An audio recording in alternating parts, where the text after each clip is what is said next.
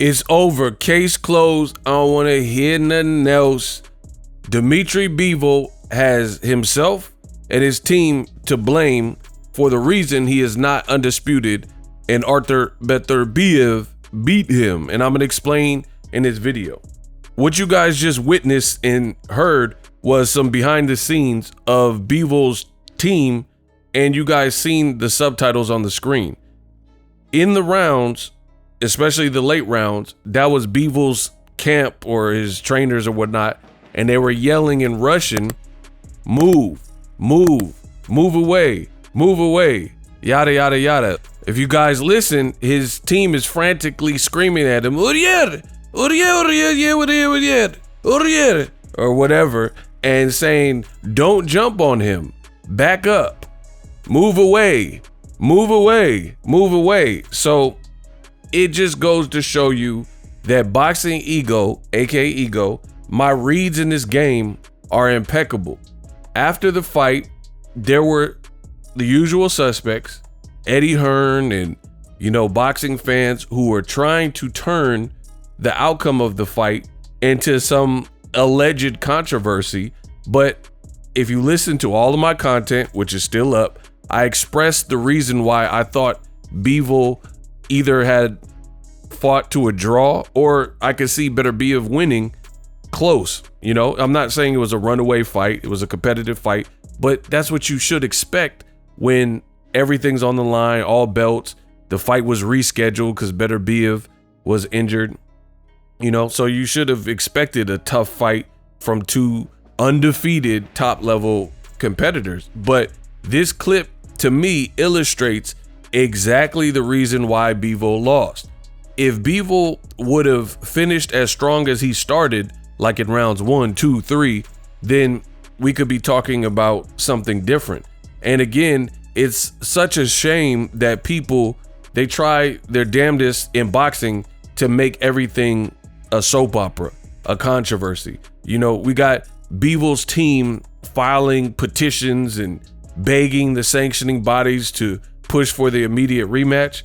Why doesn't your team, who's supposed to have your best interest in an undisputed fight on DAZN Riyadh season, why didn't your team think, hey, Betterbiev's 100% knockout ratio, this should be a good fight?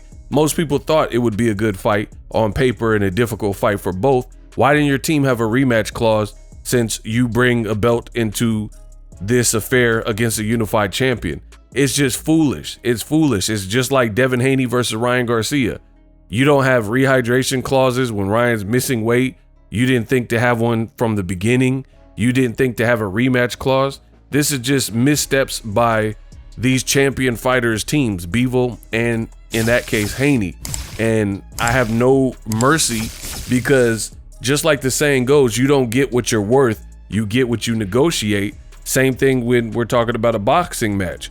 Boxing match, you have a team, they're supposed to represent you and look out for these certain safeguards and put these deal points in place so that at the end of the day, you're represented in the right way. And at least you have some level of recourse if things don't go your way in the fight and you lose your belt, which is exactly what happened to Bivol.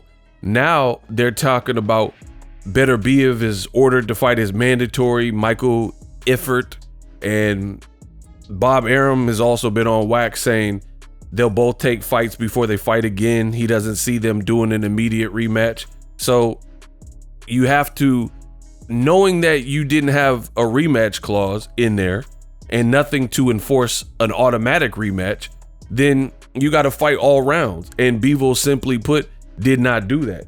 Dmitry Bivol, he did great in the spots that he did great. But then I definitely thought, especially I think it was round 7, he thought he got a good attention grabbing shot and he tried to jump on Betberbiev, which was foolish. You got a guy who needs, at that point in the fight, he needed to bank late rounds, and he has all power and he has technique too. But what I'm saying, he's a powerful guy. You fighting like that and trying to swarm and pour it on him, You know, when you don't really have him hurt like that, you're not the biggest puncher, right? It was just a dumb game plan because in essence, you're helping work him back into the fight and give him the best chance of success. That's the fight style that Beterbiev probably prefers. I don't think any power puncher, you know, even though he's a technical and he has some fundamentals, I don't think they like having to chase people down, and they would like and prefer a guy to be kind of in the pocket because they know that their power is superior to the firepower from the opponent. So they probably would prefer that. So you're basically helping his game plan, if you will. So I always thought that was dumb from the beginning. Now that this clip has come out and leaked, it shows you and it tells you exactly what I said from the beginning. He was being instructed, and he decided, because you know you don't have to listen to your corner, to move away and basically run. And the type of fight that it was, I don't think it was the type of fight where Bivol had it so securely on lock that he could give up pivotal moments and or back halves of rounds and then have Beterbiev pick up the tempo and pace and start to quote unquote steal, you know how people say steal the round. It just didn't make sense. And then you're losing the last 3 championship rounds. To me, in my opinion, none of this stuff made sense to me. So I understand why Bivol lost. And then now with this clip coming out and surfacing, we also see that this was instruction. And I think this is poor instruction. I think if anything, Bivol was trying to show that he's durable and he can be in the pocket. And you don't want to flash that card too early, right? In a fight, especially with a dangerous big puncher. I think you should save that for later in the fight and then show us you're a dog. And then that will probably catch the person by surprise because they haven't seen you doing it since round 1 or 2 or 3. So as the fighters start to wear down and naturally get a bit tired, then you pull out this rabbit out the hat like, oh man, he's in the pocket and I'm tired. I didn't expect this. But Bivol was showing that in early rounds, and I think the strategy was just all bad. I think he should have chilled out, try to box a bit more, preserve himself, not get touched, not get lured into a fight, not let Beterbiev land those body shots because you were just moving, and then stand your ground when both guys are a bit tired, sparingly, and do it smartly, and then he would have more success. But he did it his way, and I think ultimately the body shots, very subtle, but the body shots from Beterbiev started to wear him down. Natural fatigue set in, and then the heavy-handed shots that Bivol was getting hit with started to add up, and then it forced more of a paralyzed fight. And then when he thought he had him hurt in round 7, he foolishly just jumped on him and tried to, I don't know, score a knockout or pile it on. And then he had to retreat because he got hit with the big shot, and then Beterbiev took over. That was easily a round that would have been otherwise scored for Dmitry Bivol, but because he pressed his luck, you don't want to press your dumb luck. And then he got backed up and then lost the whole last minute and was getting hit with big shots from the heavier handed person.